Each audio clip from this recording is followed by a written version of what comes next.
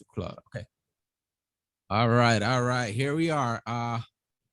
Once again, here with Adam Dutchman from well, what do you say? Dutchman Realty. It's where you would say that you're from. Okay, cool. From I Dutchman. guess how to wholesale real estate How is do my. that's right. That's right. How to wholesale real estate. Yep. I didn't remember. It's okay. I started with Dutchman Realty, so That's I right. guess that you could say that's where I started. That's where I got stuck. It got stuck in my head like that. But how to wholesale real estate.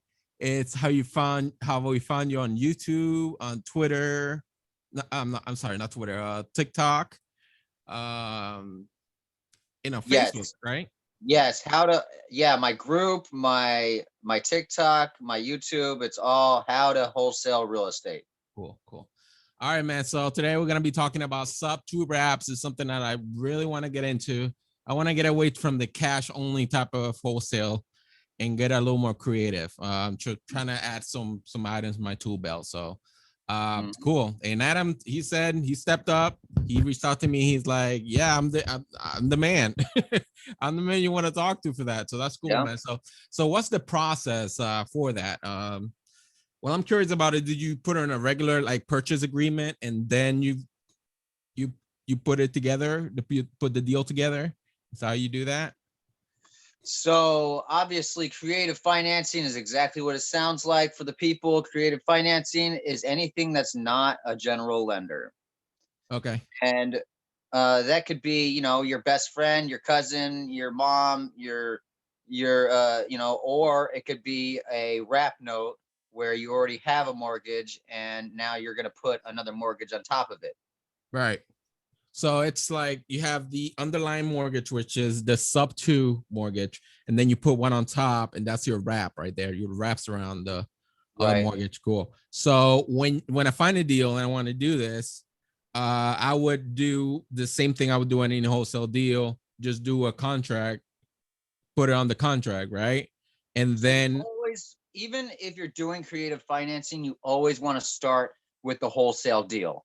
You always want to start with I'm buying for A and I'm selling for B, because you don't even if it's somebody else's mortgage, you don't want a bad deal. right, You still need to make some money. So you can't just, pick any price and get financing unless that's what you're desperate for. But I wouldn't be that desperate, because the thing is, deals are where you make money, not financing. So if you get a bad deal and you get financing, it's still not a good deal. okay. Cool. So what you would say is, I mean, the way I'm doing it now, or the way I'm planning on doing it is offer them a cash offer, which may or may not be great in this market, but whatever. Offer them a cash, that would be like the shock value type of offer, like shit, you offer me this much. So a cash offer, and then offering them either a sub two or depending if it's, has a mortgage on it, a sub two or a creative finance offer, and hopefully they will go for the creative finance. So like you said, it started with a wholesale. That's what I'm doing. Basically, I'm just doing my numbers just as I should and showing them that offer. And then eventually do like structure it. Am I going the right way? Ideally you want to buy for that wholesale price anyway. Even if you Okay. are doing creative financing, like I said, you still want a deal. So but you can say, well, if that price doesn't meet your standards, maybe it doesn't meet the mortgage, Right. then you can start talking about a little bit higher. And so you can because when you take over that mortgage, you're gonna save a good amount of money on fees. Right. So it it may work out for you, but you still don't want to be too high. When I first started, I would take any mortgage at any price. But the thing is, here's the thing that people don't know. If you have a good deal, you can get a mortgage any day. It doesn't matter who you are. It doesn't matter where you are. You can get a 30-year fixed rate mortgage no matter who or where you are, as long as you have a good deal. Right. So what you're saying is, and this is different from what I heard, that I mean, cash deals are cash deals. You can't really do much with that. But with creative financing, you can actually, the owner's asking this is where your cash is. You can actually either you can touch that or meet what the owner's expecting and make it a cash deal. But what you're saying is you still want to kind of be down here as much as you want, or as much as you can. Right. So most deals, creative financing is cool, but most deals it doesn't fit. They have to have that motivation to give you the mortgage. Otherwise, there's no reason for them to give you that mortgage. Right. So so here's two examples of creative financing and why you would want to use it. So I have a woman, she inherited a property. The mortgage is in her mom's name. Her mom is dead. So it doesn't matter to her whether she has the mortgage or not, or who pays off the mortgage. Yeah. What am I going to do? Ruin her mom's credit? So I love that. if she gives me that mortgage, then it won't be a big deal. The problem is now I can't. Now, let's say I got to give her 100 grand. Now I could wrap that into a wrap, but now I either have to have the cash or you have to find somebody that will be a second on that mortgage. And that's the problem, is most places will not be a second. So if you got to put down 100 or two on top of the subject to, then you're going to be losing, because you're going to have to find a way to put that money on top. Nobody's going to take a second mortgage. So nobody, when you say that, you mean like a bank or like a private lender? Most yeah, banks, even lenders. But unless you get that private money like from your cousin or something, they're not Yeah. going to take a second mortgage. Got you. What I'm aiming for is, like I said, given the cash offer, given the creative financing, and then aiming towards trying to push them towards a great, because cash offers, yes, it may be less, but sometimes the cash offer is the right offer, right? But try to push them towards the creative financing. And what I wanted to do is focus on pretty homes. So not a lot of rehab. If I have to do some rehab, I will. But then find like you said, you taught me this, right? Take that same contract, post an MLS, try to get a retail buyer, and then from there get the instead of 20% of which a regular mortgage would I required, I'll charge 10%, and that way I'm able to get that retail buyer in there with not a lot of rehab. Maybe I'll do some rehab on it. What I see people do is they sometimes take over the mortgage for a small amount of time while they're flipping it. And then once they flip it, then they can sell it for full price. And that instead of getting hard money, but let me start at the beginning. I feel like, why would you, I want to start with, why do people want subject to deals? And so the thing is, subject to is not really today's market. I want everybody to know how to do it. But when the market is shooting up, I mean, I'm dealing with somebody in bankruptcy right now. I bet if they just put some effort into selling their house, they wouldn't even be in bankruptcy. They wouldn't be behind at all. But they gave me 150 grand. You get what I'm saying? Because they didn't give a crap. You get what I'm saying? Yeah. So the market, because the market is high, everybody has equity right now. So it's not the market for it. Subject it's not to really the market for it, because it, like that woman that I was just telling you about, when I first started talking to her, she was behind, but now she has a ton of equity. So now I'm actually just going to buy it with a regular house loan. You know what I'm saying? I got you. There may be owners that may not want to go through, selling their house or whatever. So they just like whatever. But I see, go ahead. There are people that just don't give a crap about their mortgage, and they're just going to give it to you. But today, there's not a lot of people that are behind. So there's not a lot of people that don't give a crap. So what you're saying, in a down market, this will be like great strategy to go for, because I remember 4 or 5 years ago, that was like when somebody had a mortgage, most likely a little behind in a mortgage, or they owe more than the house is worth. So that's the that's what you want to go for. But now it's like everybody has equity, so it's Right. So it's not. not really the time to do it, but it's the time to be learning this information so Mhm. you can strategize for when the market starts to go down. And then when the market starts to go down, what you do is, so you're going to buy it here and you're going to sell it here. Well, the thing is, now what you do is you do what's called a lease option and let Mhm. somebody else take that ride. And you just get that cash flow. Okay, gotcha. So, what? Okay, so right now is definitely not the market for cash offers because everybody wants way too much for the home. I disagree. You I do? disagree. If you can get a good deal right now, now's the time to buy. If you can get a deal right now, you could, like that house I just bought yesterday, I'll put that on the market, make 150 grand tomorrow. So because you bought it cash. This is a cash Uh, offer. I used a lender, 30-year mortgage. Okay. So you bought it what subject to?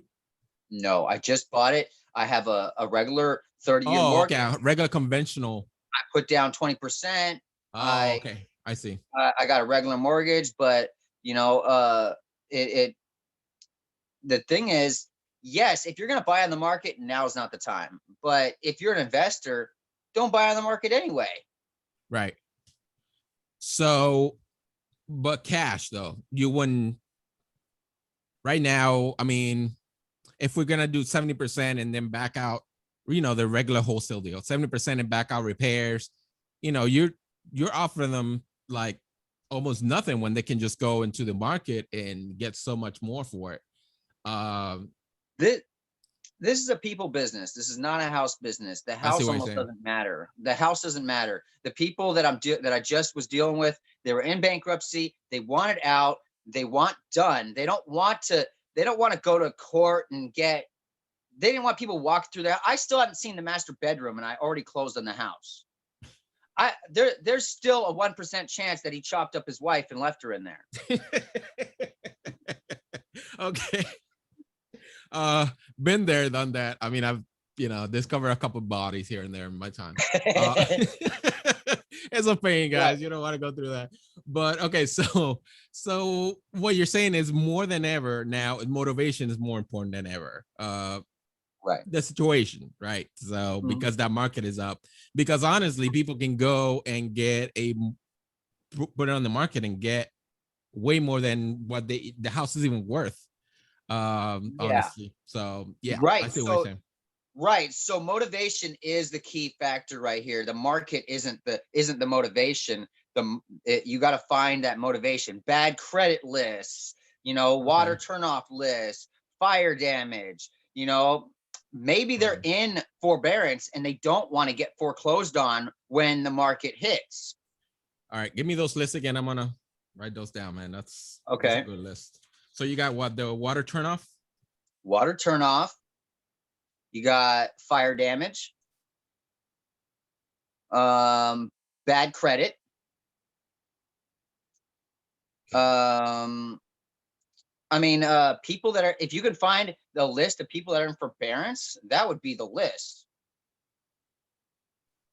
For those who don't know, explain forbearance. Forbearance is when you agree with your bank to not make a payment for, let's say, a year. And what they do is they put that on the end of the loan. Right. So, but if they, in a year, they're not going to be able to pay it still because it's $5,000 a month, they Right. just need to move on. And that means they need to sell it. Cool. Do you know where to find these lists? The water shut off, fire damage, bad credit, forbearance lists. They're all going to be different for different states. Different. Okay, gotcha. Cool, cool, cool. All right. All right. So going back to the sub two wraps, we have to put together some paperwork. Is this paperwork like this a lawyer has to do? And it would depend from the state, like who does it or whatever. But a lawyer has to do this paperwork or have to put together the paperwork. I mean, technically, how will no. that work? Technically, no. Technically, you can write this deal on a napkin and it's legal. The problem is somebody going to say you came back? is somebody gonna come back and say you ripped them off? Yes. So yes, you do need to have an attorney write this whole deal up. So once I put the house on the contract, then I mean I have it on the contract. Then I go to my lawyer and explain what I want to do, and then they will write it up, basically. If they understand it. Right, because you may get too creative and just like, Yeah. I got you. Okay, so let me see what else. So tell me about your deal real quick. Tell me about start to finish. I don't have, well, I did have one. I just lost it. All right. So tell me about it. That's cool. That everybody else wants to hear about it. All right. So I have I had a house. It was worth 270. The guy wanted 195. He wanted 199 and brought him down to 195. He wanted that cash. I said I can do cash. And the reason, just to give you a little background, the reason he wanted is because these numbers are going to be like, what the heck? I mean, is this a shed for you? You're in Washington. This is going to be crazy numbers, but just go ahead, just tell me. Yeah, put your Georgia hat on. So anyway, he wanted 52,000 because he had 3 other properties. He's a buy and hold investor, so he thought he'd just try a flip a property, and he found out it wasn't for him. So he's trying to sell this flip. So he found 3 other properties or 3 other units. I think it's like a triplex. 3 other units. He needed to put $52,000 on it. So what I did, I offered him 52. He had a hard money loan on the property that he was selling. So I told them that I would give him the 52 as a down payment. I will pay, hard money loans are interest only. So I will pay the interest only on the hard money loan while I rehab it. And then whenever I rehab it, I'm able to sell it. Then I will cash him out. I will pay his hard money loan and give him the rest of it, which his hard money loan was 125.6. And then that will leave like what? I don't know, whatever amount left. Minus that's a good way to do it. Yeah, minus the repairs, which the repairs were like about 50 grand. So what I wanted to do was that, and then eventually once I rehabbed it, then put it on a wrap, which I can't really do with a hard money because it was paid. It would have been cool for a flip, but even you could get hard money. You didn't even need his hard money. I will have to get another hard money loan on top of that to pay the original hard money loan and rehab it and then sell it. Right. But that wouldn't work with the wrap because the hard money is going to come due in 2 years. It's a balloon. Yeah, plus you don't want to pay that interest only. That's why a lot of the creative financing sometimes it's better just to get a 30-year mortgage. So this woman called me one day. She said, I bought a house last month and I want to sell. Well, she's $20,000 behind because she had no money in it. She had put down $1,000 to buy the house. Mm-hmm. And it was $200,000 house. So she owed $220,000 on this $200,000 house. And she wanted to be able to walk away with some money. So this was where I was starting to think, all right, well, I don't have to get the financing. So that's like, it cost me $20,000 to get financed anyway, so I'll give her $10,000 just to get her out. Right. And so she decided against it because the market, like I said, is going up. Yeah. She already probably cashed out. It's probably worth 240 now. I think it was probably worth 250 at that time. She probably just didn't, whether she knew it or whether, it was, it 220, the difference between 220 and 240, it's very easy to get that confused, especially even if you're a realtor. Is this a deal that you got yesterday? No. I'll tell you about that in a second. All right. This was just a deal that I was going to do a subject to with it. Mm-hmm. And but the market is going up so sharply. She just waited a couple months and sold. It wasn't a big deal, you know. And that's the problem with this market. But that's why you need to be to know this information. So when it starts to go down, then, or even if it gets stagnant, it's still, that's when these are opportunities. People So don't we're not really. in the peak yet. We're going up still. Yeah, And and I when we're it's in the still going to peak, take a maybe. while. It's still going to take a I think while for so. it. I think so too. Mm-hmm. So you gotta match the strategy to the times. When Right. in 2015, 12, everybody was desperate to get rid of their houses and they were so underwater they couldn't sell. Right. But now, so people would just give away the mortgages. They were going to go into foreclosure anyway. What's the difference? But Right. these people aren't. Even now, even if you haven't paid for a year and a half, you're still not going into foreclosure. People have empty houses that they're making money on. The funny thing, I tried to pull, I went to listsource the other day. I tried to pull like foreclosure list. There was nothing. Like it's Nah. insane how it's going on now. I mean, and that brings you to the point. You got to know the markets, they go up and down. And this happens all the time. So we're right now, we're right here, where we're gonna get here, and you're gonna feel it. You're gonna see it, how the prices Definitely. go up and down, and you're gonna see it, and then eventually it's gonna start going like this. I can't wait. Eventually start going like this, and then dip down and go back again. That takes about 10 years from peak to peak. 7 to 10 years from peak to peak. No, I don't agree with that. you don't. No, How long does I it take? think people just see the 2008 recession and they think it's normal.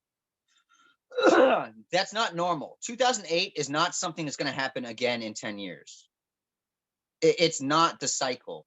It is, there is a cycle of real estate going up and down. Yeah. But 2008, it's not the same. That was as much of a anomaly as today being coronavirus. That was the Great Depression, right? So that Right. was And everybody thought that when the coronavirus started, that it was going to be 2008 all over again. And it actually did the opposite. And that's why right. you don't time real estate. Gotcha. It's hard to time. That's the thing. Like whoever tells you that they know, they don't know. It's hard to time. But you do got to know that, if you historically look at it, you got to know that it does go up and down. And yeah, 2008, I agree with you. Not the way you say, I agree with you.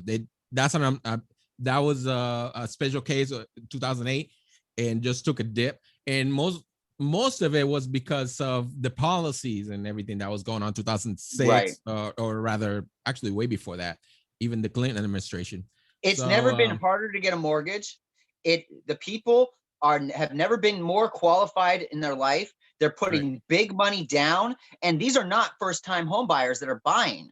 These are second and third home buyers. These are, and maybe when the market dips, these second and third home buyers are going to start to have troubles.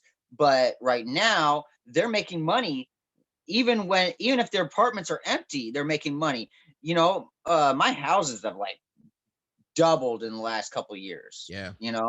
And now that's not normal, but that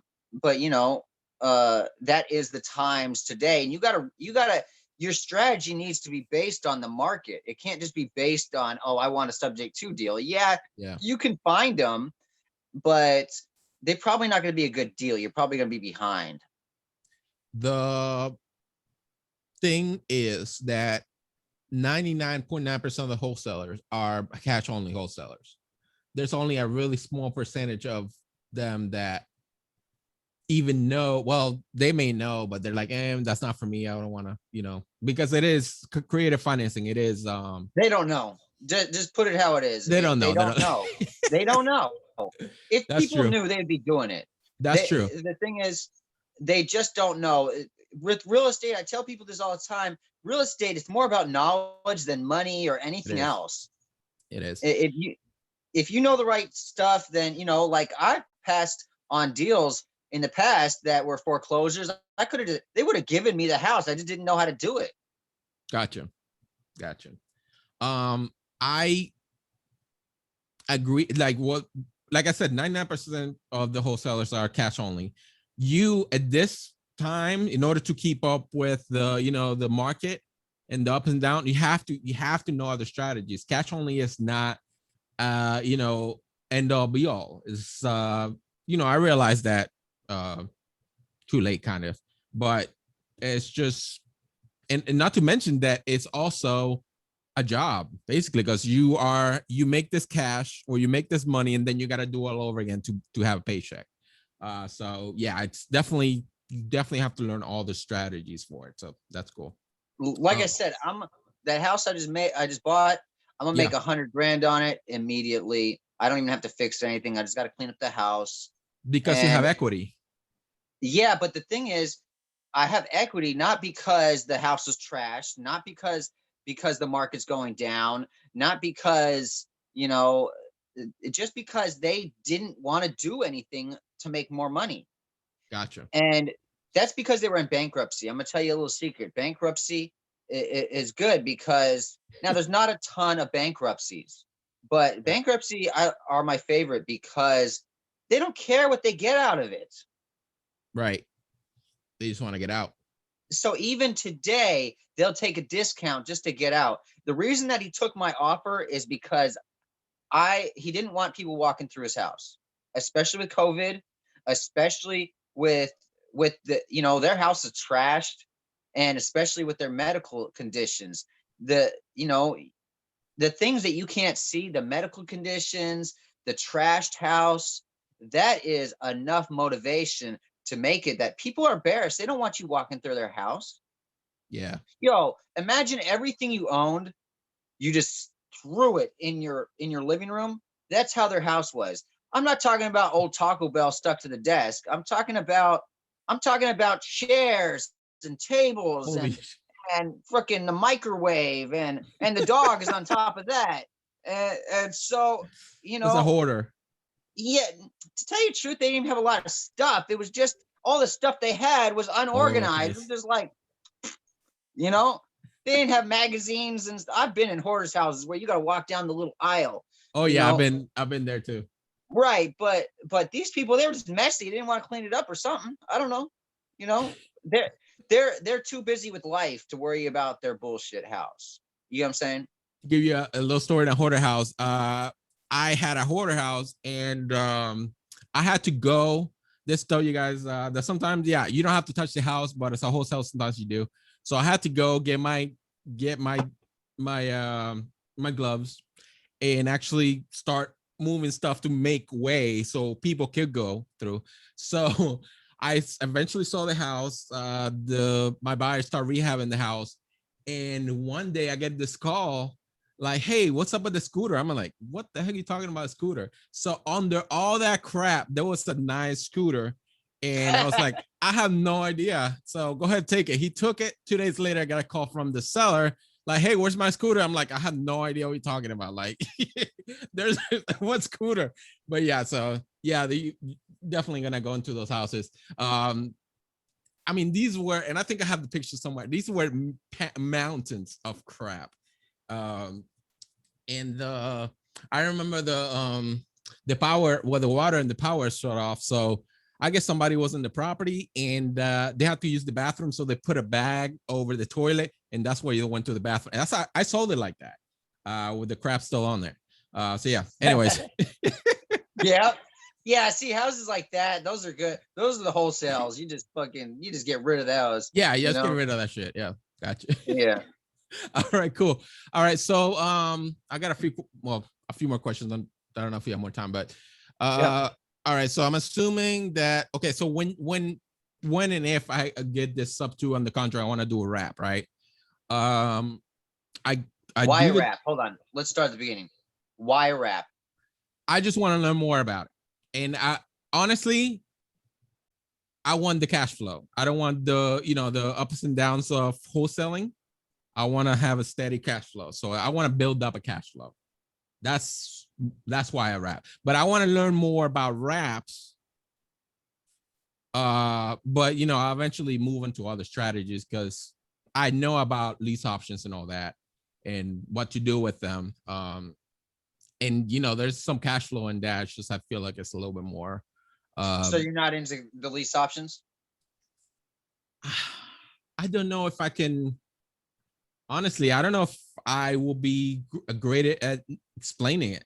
Honestly, um, I mean, I can say that as a rent to own deal because that's basically what it The is. thing is, you don't understand. So first of all, lease options are for a down market, Right, okay? Because why would you sell a house uh for this price when when in 3 years you're gonna get this price? right, So it's for a down market. Somebody that just wants to own a house, they you don't understand that 75% of people are unbankable, whether they have too high a DTI, yeah, debt to income, or they sell drugs, or they just don't have anything on the books. And there's lots of people that are legitimate people that just do not have good banking setups. So, or maybe their credit is trash. Their girlfriend trashed their credit when they were 13. Who knows? So that you don't understand that the people that will buy a lease option is, so there's about 15% of people that are lendable, and then there's about 85% of people that are non-lendable. right. That's your lease option market right here. So you don't have to sell a lease option. The thing is, right now, selling a lease option would not be a great idea because you're going to lose the appreciation. But in a down market, so here, let's start at the beginning. What you do is you get a subject to under contract, and then you only need a wrap if you have to give the seller extra money. Otherwise, you're just taking it over subject to. You're not doing a wrap. There's really no reason to And do an extra mortgage unless you just want an extra mortgage. There's and no then you assign it as subject to. Is that what you're saying? The bad thing about a wrap is now the seller has control over you because this mortgage is their mortgage with you. This mortgage, though, is only a mortgage with them and the bank. I And now see. you're going to take over it. So with a wrap, they can actually foreclose on you, which is bad. With a subject to, if you don't want to pay the mortgage, you walk away. So, Nobody's going to sue you. Nobody can come after you. Nothing. so what you wouldn't recommend wraps? Is what you're saying? I'm not saying that wraps are a bad idea. I'm saying that you need to pick them at the right time. If Right. they want 100,000 extra on top of that, on top of that 100,000, and you're going to pay that 100,000 over the next 30 years, go ahead. But but the way that I would do it is I would never want to wrap from the owner because I don't want them foreclosing on me and taking it back for any reason ever. So they can foreclose even if you're up to date and everything. No, because you're going to have a mortgage. That mortgage is going to say that they can they can only foreclose if you're behind. The thing is, in a subject to, in the right circumstances, I may stay behind on purpose. If they're already behind $50,000 and they're not in foreclosure, I'm going to stay behind. I'm not going to bring that thing current because there's no point. Okay, got you. I see what you're saying. So you're staying behind on purpose on a subject to. I may be late just on purpose because I'm doing other things. I don't want them foreclosing on me for any reason, especially if I have more money in it than they do. Gotcha. Right? Gotcha. Like Gotcha. that woman that I was just telling you about, that the house for 200, and she had a mortgage for 220. She only had $1,000 in it. I was gonna put 10 Right. grand in to fix up the house. So if I allowed her to ever foreclose, let's say 15 years from now, she forecloses on me because I stopped paying it. I don't want her taking back my $10,000 in improvements. So I got you. So that's if you were to have done a rap on that, she would have been able to do that. Gotcha. But That with makes sense. with subject Yeah. to, she signs away all rights. So wouldn't you acquire a subject as a subject to and then sell as a rap or Yes, that is a more, if you want to sell it on owner financing, yes, add a wrap, sell it. Right. But I personally would never, if I spent the money and the time to get a subject to, I probably would never sell it. You will keep it as a rental.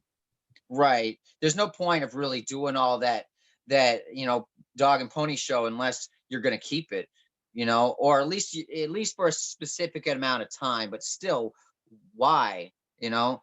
She Gotcha. uh she actually did want me to keep it for like 2 years and sell it. But the thing is, she's $20,000 behind.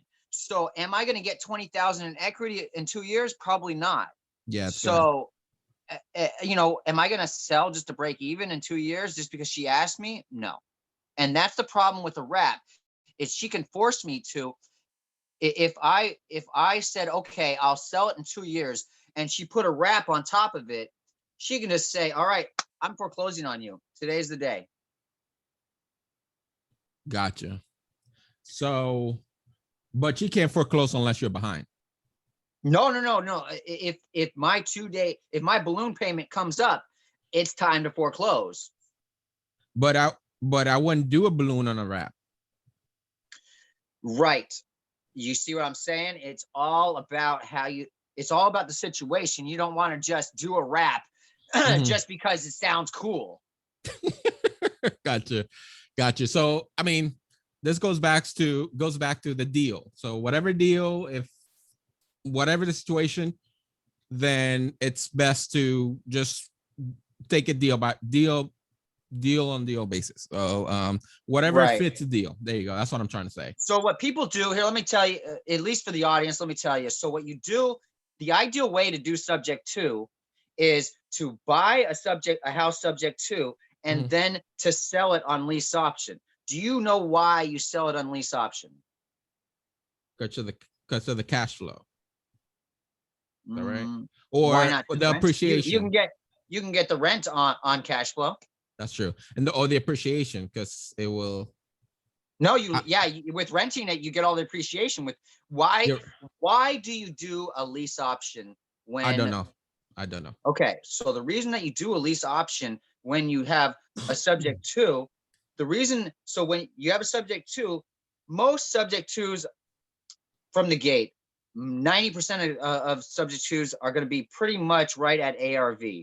You're probably not going to have, if they have all this money, they're just going to sell it. They're not going to subject to it to you.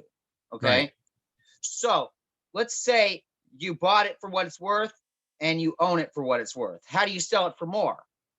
Well, you sell it on a lease option. On a lease option. Now, gotcha. A lease option, they are going to give you that cash flow. Now you're not going to get the appreciation, but in a down market, there's no appreciation anyway. So you sell it on a lease option, and then you collect a option fee. That option fee is whatever you decide. It will be like a down payment, basically. So it is a down payment to them. To you, it's an option fee. Okay, gotcha. It's only a down payment if they buy the house. If they don't buy the house, it's an option fee, which is not fundable. It's not a security deposit. They don't get it back after they stop renting from you. It is a fee to have the option to buy. So that being said, if they decide not to buy the house for any reason, it's yours. You keep it. Yeah. Gotcha. You keep the down. Also, you can take that down payment and go buy your next house with it. Right. And you can do the lease option roll over again in the same house. Now, if they do ever cash you out, then you put that cash towards, if they ever do cash you out and they put down $20,000, you're going to take $20,000 less. But you are also going to mark up, say I owned it for $200,000 and I'm going to lease option it for $220,000. So now that $20,000 is my option fee and the down payment. So even if they cash me out, I'm not behind on the mortgage. Gotcha. Gotcha. Okay, cool. Cool. That makes sense. That makes sense. Now, the question that I know you're gonna say yes to this, but can you list on the MLS, a wrap, lease option, all that? Well, Definitely. No you can. questions. No question. You can list whatever the heck you want on the MLS. As Basically. long as the only rule to listing something on the MLS is having equitable interest, which means you have Okay. to have a contract. But that's the rule to selling any property anytime. If you Gotcha. want to sell something on Craigslist and you don't have a contract on it, you can be sued very quickly. Yeah. Yeah. So equitable interest, just like any other. I mean, you can't market anything anyway. So even if you put on Zillow, you still need the same type of equitable interest. Hell, Craigslist, you just said it. The same type of equitable interest you need for the MLS. So, Right. all you have to do is, if you are putting it as a lease option or putting it as a wrap or whatever, you just have to say this is the mortgage comes from us or whatever. You just got to be clear on that. That's basically what Right. it is. Man, that's all I have for you. So the questions. You made it very clear. So basically, just to kind of go over it, in this Yeah. market that's like this, we are not in the market that's good for lease options or a market that's good for wraps, really. We're more of a market that we need to look at motivation, basically. And because of motivation, mostly gonna be cash deals or right. Right. I mean, cash really works, honestly, better in a down market, wouldn't it? Because No, it's more of a risk. No. See, you're putting your name on that paper, and now if it goes down, they can call your note due. That's what happened to Grant Cardone. Is he had billions of dollars in real estate, and they called his loans due because his properties dropped like in half. So he had all these commercial loans, and so that's why he went bankrupt, because he had all these things in his name. If all these mortgages had been in somebody else's name, they couldn't even touched him. Okay, They gotcha. could have called the mortgages due, but they couldn't have sued him. Gotcha. That makes sense. All right. Yeah, man. That's great. Let me see. Oh, yes. One last thing. Okay. So when I'm doing who would do the paperwork for a lease option? Wouldn't that? You need to do it right. Again, you need to go lawyer, right? All this stuff, you can do it right at a tabletop. I've done it with my mother, okay? Because I owned, she bought me a house when I was, when I was young, and then I had to put it in my name for tax purposes. But the mortgage was still in her name. So it was subject to. It was subject to. It was subject to. But so I just wrote it at the table. We wrote it on. I went to Office Depot and wrote up a quit claim. But you don't want to do a quit claim with somebody, because they're going to come back and say that you ripped them off. You need to go to an attorney to do subject to, and to do lease options, and to do wraps if you are, and to do wraps, because that attorney is going to create that mortgage. Got you. And where does the mortgage originator come in? Is that the RMLO? Like, What do you mean? Okay, so the mortgage originator, when the mortgage originator be the one that creates the mortgage, or would be it will be the attorney at this point? You're talking about Wells Fargo? Well, you can find any mortgage originator that will create a mortgage for you when you're doing a wrap. Wouldn't you? No? A mortgage is black ink on white paper. Okay, gotcha. So that'll be a lawyer then. The lawyer that's all it is. There's no special person to do it. Anybody that's qualified to write can write a mortgage. The problem is, does it have any backing? It needs that attorney to have a backing. Gotcha. Okay, cool. All right. That's it, man. Let's see, play the Lord. Yeah, I think we covered it. I think I think we really, broke down what subject to is and when you use it. Yes, today is not really the best time to use it, but you need to know this stuff so you can attack when it's time. Right, right. Because Right. the market is gonna. I mean, it's gonna take a while, but it's gonna start go No down matter soon. what, there'll always be a down market one day. Yeah, there will Right. be. There will be. I'm waiting for it. All right, cool, man. I appreciate it, Adam. Cool. I'm sure I'm gonna Cool. have more questions for you. So, Good. Let's do it again. yeah, we'll do this again. I appreciate it, man. Thank you very much. All right. Yeah. Have All a good right, day. all Bye. right, man. Thanks.